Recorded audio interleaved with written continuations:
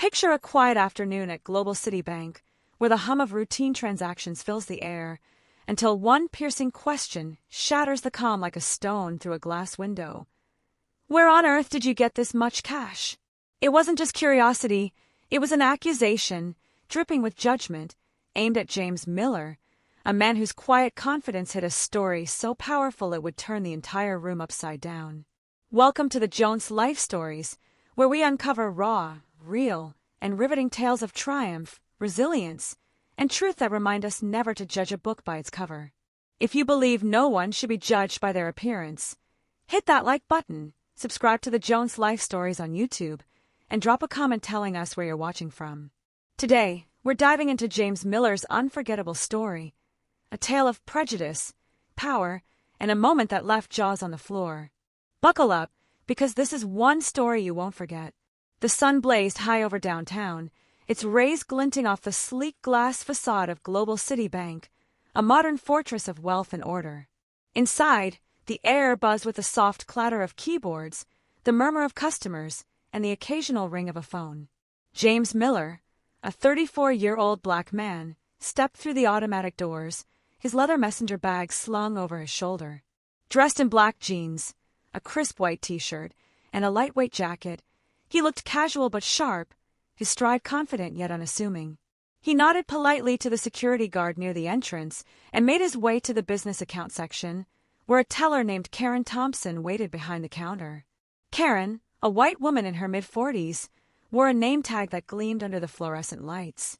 As James approached, her eyes flicked over him, scanning him from head to toe with a look that lingered too long, her lips pursing as if she tasted something sour.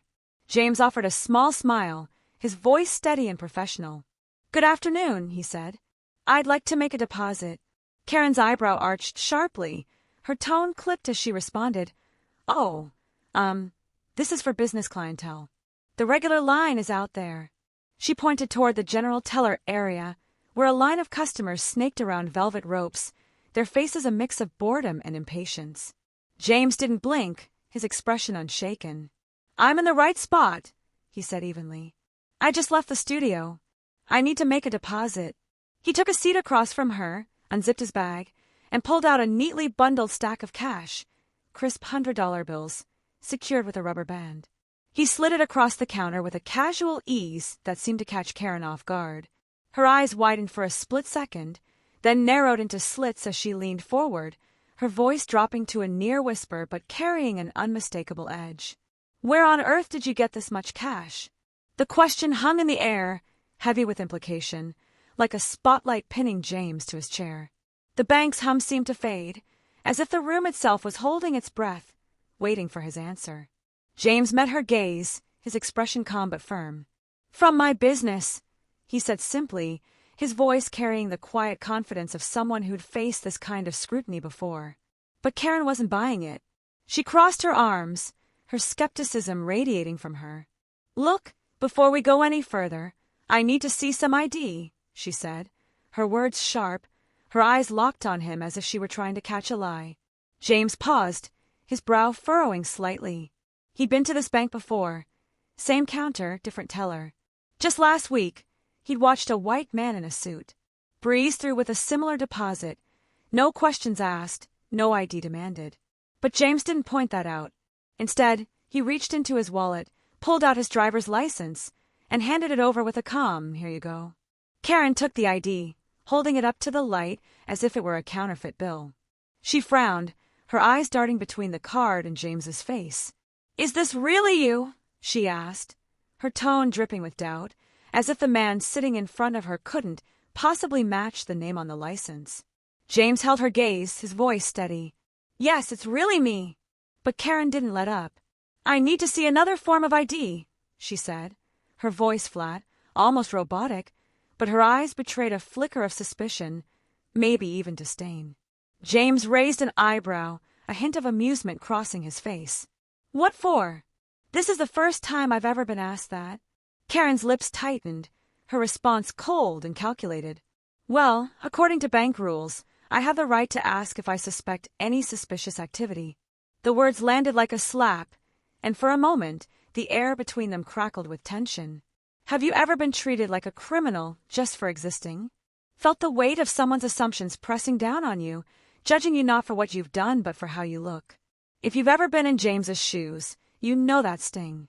And if you believe no one should face that kind of prejudice, hit that like button and subscribe to the Jones Life Stories, because this story is about to take a turn you won't see coming. James leaned back slightly, studying Karen's face. He could have argued, could have called out the double standard, but instead, he reached into his bag again. You know what? Never mind. Here's my college ID. That should work. He slid a Stanford University ID across the counter, the cardinal red logo gleaming under the lights. Karen picked it up, her eyes squinting as if she were inspecting a forged document. Then she scoffed, a sharp, dismissive sound that echoed in the quiet space. Stanford? You honestly expect me to believe you went to Stanford? This ID looks fake. I'm going to need a passport or something more official. James's patience was wearing thin, but his voice remained calm, though there was a steeliness to it now. Why would I carry a passport to the bank? He asked, his tone measured but firm. Karen's face twisted, as if his question were a personal insult. Oh, you want to be a smart guy, she snapped. Then, without warning, she turned and raised her voice across the floor. Stella, can you come in here, please? Moments later, another white woman entered the room. Stella, mid-30s, wearing a crisp blouse and glasses, her expression one of mild confusion.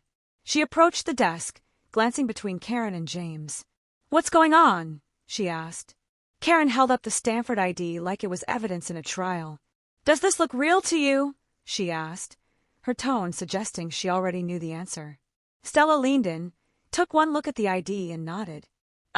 Yeah, that's definitely real. Her voice was matter-of-fact, no hint of doubt. Karen's smirk vanished, her mouth tightening into a thin line as she muttered, Okay, thanks. Stella gave a small shrug and walked out, leaving Karen to face James alone. Without another word, she turned back to him, her voice cold.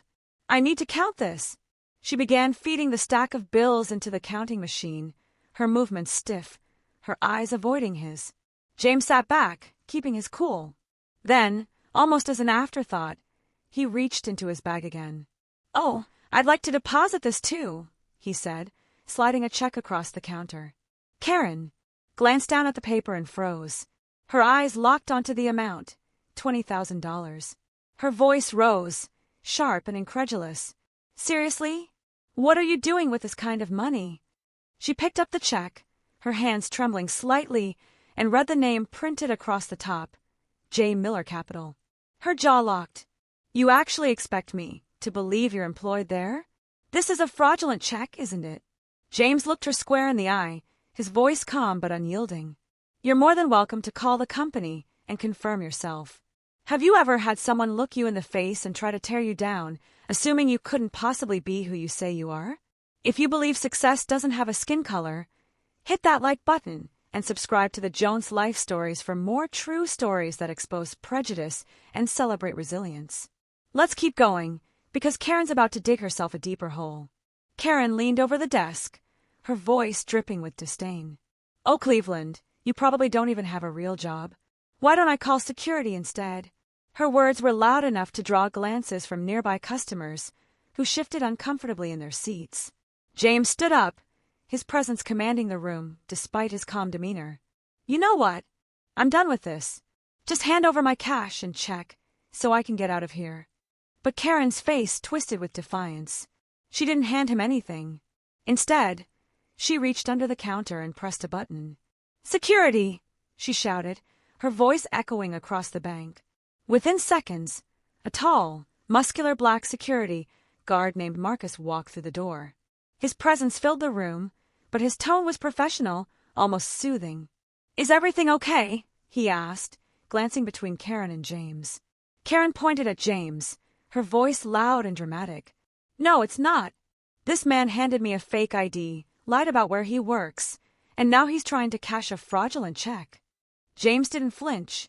More like she's profiling and making assumptions about me when all I'm doing is trying to complete a basic transaction. Karen rolled her eyes, her voice rising to a near shriek. You people are so typical. Always using race as your get-out-of-jail-free card. I know a crook when I see one. The room went dead silent. Customers froze. Tellers paused mid-transaction, and even the air seemed to hold its breath. James looked her dead in the eyes, his voice calm but carrying a weight that filled the space. Everything you just said couldn't be further from the truth. You claimed I didn't go to college, but not only did I attend one of the top universities in the country, I graduated at the top of my class. After that, I launched my own company, and over the years, it grew into one of the most successful financial institutions in the city. He paused, letting his words sink in. The point is, never judge a book by its cover, because I'm not just an employee at J. Miller Capital. I'm the CEO. Karen stared at him, her mouth slightly open, then burst out laughing, a loud, mocking sound that echoed off the walls. You expect us to believe that? She turned to Marcus, the security guard. Get him out of here. You can tell he's a liar. But Marcus didn't move. Instead, he raised an eyebrow and looked at Karen. What if he's telling the truth? Maybe you should call the number on the check, just to be sure. Karen hesitated, clearly thrown off by Marcus's suggestion. After a long pause, she huffed. Okay, fine. She picked up the phone on her desk, dialed the number on the check, and spoke with exaggerated professionalism. Hello, this is Karen calling from Global City Bank. I have an individual here attempting to cash what appears to be a fraudulent check. Could you connect me to the owner, please? Thanks. Just seconds after she finished speaking, James's phone started ringing loudly. He slowly pulled it out of his pocket, held it up for her to see, and answered it. You see, he said calmly, his voice cutting through the tension like a knife. You're calling me. Have you ever seen someone's world flip upside down because of their own ignorance? That moment when the truth hits, so hard it leaves them speechless.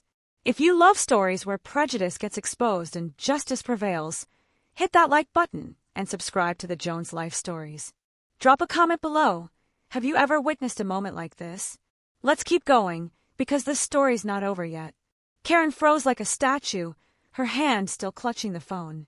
I don't understand, she stammered, her eyes bouncing between the phone in her hand and the one in James's. Her face drained of color, her confidence crumbling like a house of cards. She didn't have time to process it, because right then, the bank's branch manager, Stephen Harris, walked in.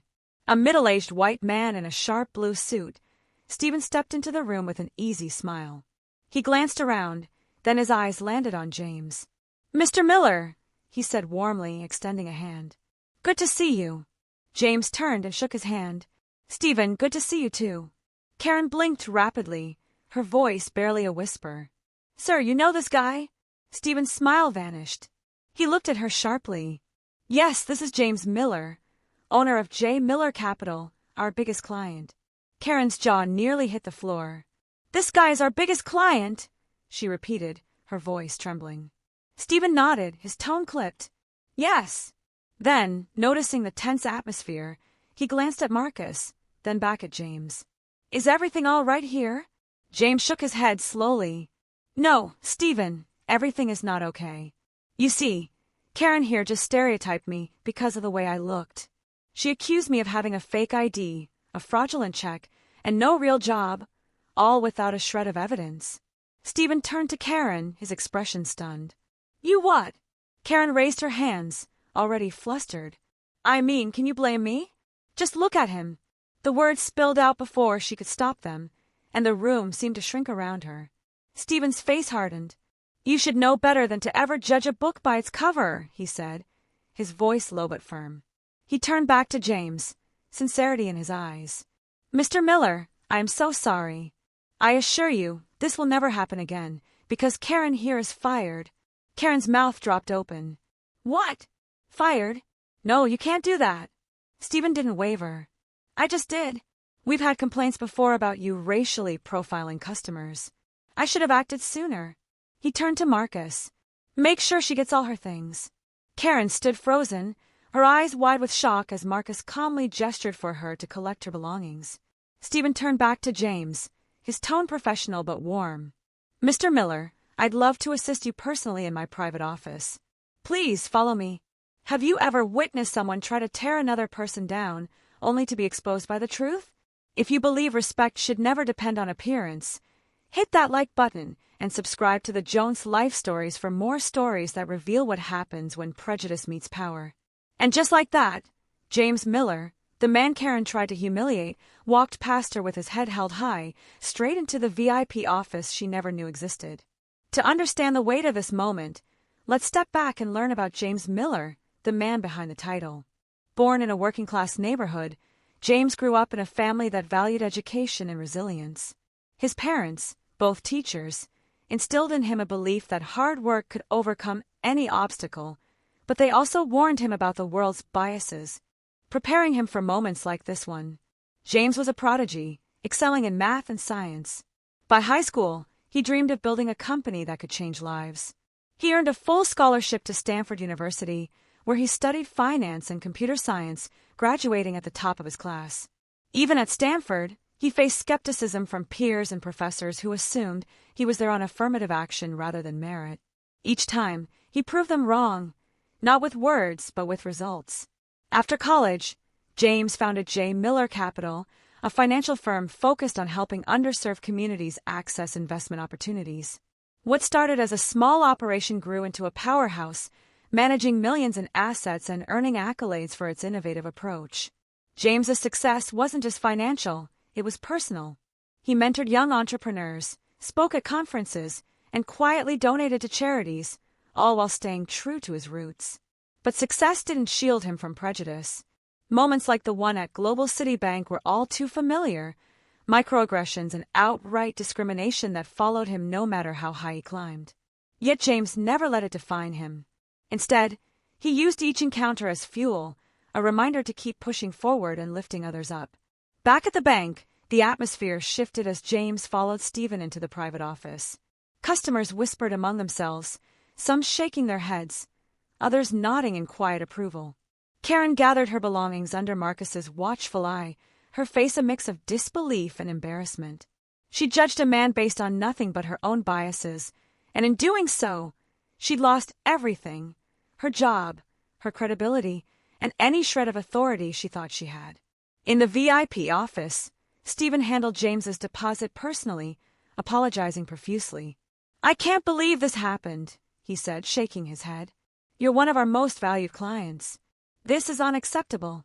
James nodded, his expression thoughtful. "It's not just about me, Stephen. This kind of thing happens every day, people being judged for how they look, not who they are. I hope this is a wake-up call for your team." Stephen promised to implement mandatory sensitivity training for all staff. "We'll make this right," he said. "Not just for you, but for everyone who walks through our doors."